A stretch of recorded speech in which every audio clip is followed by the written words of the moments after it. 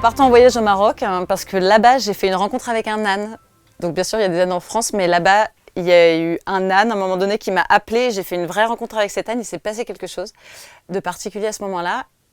Et je me suis dit, oh, mais en fait, je vais partir à pied avec un âne en Inde. Et à ce moment-là, ça a fixé le tout est possible. C'est vraiment ça que je vais faire. J'ai pas pris cet âne-là parce qu'il n'avait pas de papier, il était trop jeune, etc. Et donc, je suis rentrée en décembre en France et on est parti en septembre d'après.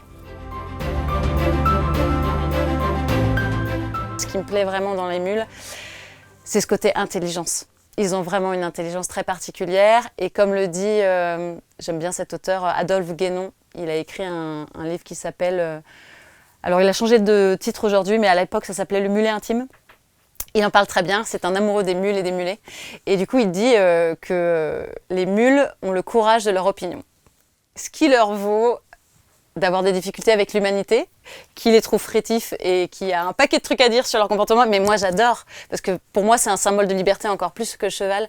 Parce qu'il défend, et je pense que ça me rappelle, ça me renvoie aussi à moi, cette envie de liberté que j'ai ouais, ok, je veux bien faire des choses pour toi, on peut faire des choses ensemble, mais comme avec un ami, en fait, ça dépend de la qualité de la relation, de la qualité de l'échange qu'on va avoir. Et donc, c'est pas une relation de force, c'est pas une relation de domination, il va y avoir un équilibre. On est parti en septembre 2010, donc avec un mulet, on était 2 humains et 3 chiens. Et on est parti des Hautes-Alpes, à côté de Briançon, direction l'Italie. On était à 7 km, donc on est très rapidement arrivé côté italien, donc à l'étranger, ce qui était intéressant, en passant par les montagnes. Et après, on a traversé l'Europe en passant par Italie, Croatie, Slovénie, Bosnie, Serbie, Bulgarie, Grèce. Et ensuite, on est rentré en Turquie. On est remonté en Géorgie, on pensait traverser la Russie finalement pour différentes raisons dont on parlera peut-être un peu plus tard, ça n'a pas été possible. Donc on est redescendu par l'Arménie, l'Iran, pays que je ne pensais vraiment pas traverser et qui a été un enchantement. Et suite à l'Iran, Turkménistan, Ouzbékistan, Kirghizistan, Tadjikistan, jusqu'à la frontière afghane. Sur 5 ans, entre l'aller et le retour.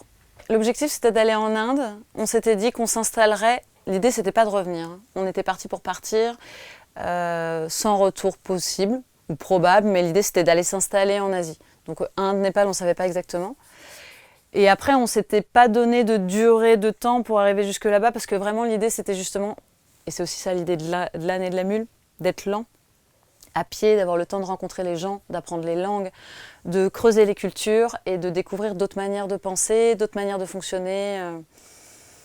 Voilà, et donc pour creuser, pour essayer de comprendre, il faut du temps. Et donc ça nous paraissait idéal du coup de pouvoir être à pied. Et c'est vrai qu'on a découvert au fur et à mesure de la marche que l'âne, encore plus que la mule des fois, est vraiment attractif. Les gens aiment les ânes, les enfants aiment les ânes. C'est un petit animal plein de poils avec des longues oreilles, ils sont hyper rigolos.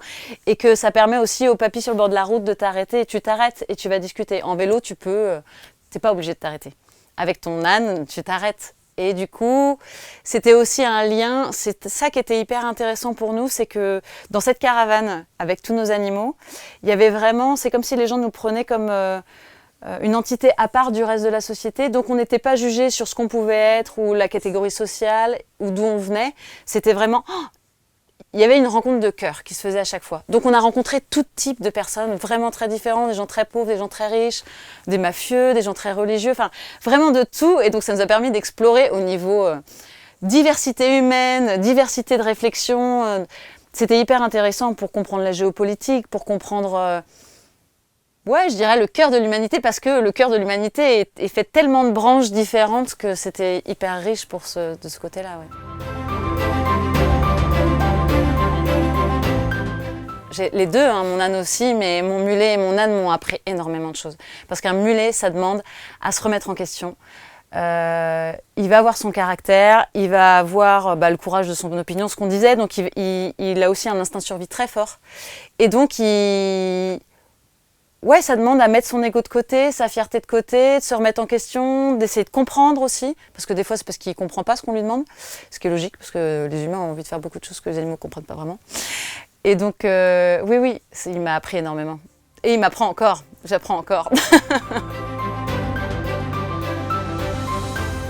Mon animal totem, c'est le tigre. Et je le sais depuis pas très longtemps. Et c'est un tigre très calme, très serein. J'étais étonnée, je pensais que je serais plutôt une petite souris, mais peut-être en rapport à ma taille. Mais pas du tout, en fait, je suis tigre.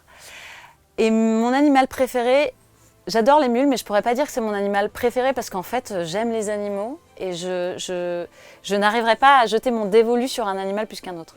Pour moi, c'est comme avec les humains, s'il y a une ouverture du cœur, en fait, et une vraie écoute, je peux aimer n'importe quel animal comme on peut aimer n'importe quel humain.